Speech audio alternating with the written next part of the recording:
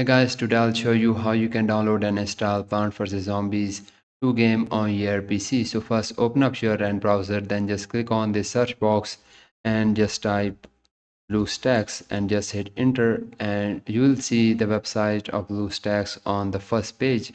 So just open up this BlueStacks website, then just click on download BlueStacks. Then just click on this download BlueStacks again, and once the setup of BlueStacks is downloaded, just go ahead and install it on your PC. So after you install the BlueStacks on your PC, just open it up. Now just go to your home page of BlueStacks and just click on the system apps, and you will see Play Store. So just open up Play Store on BlueStacks, then just click on the search box and then click on top search box again and just type Plant vs Zombies 2 and just hit enter.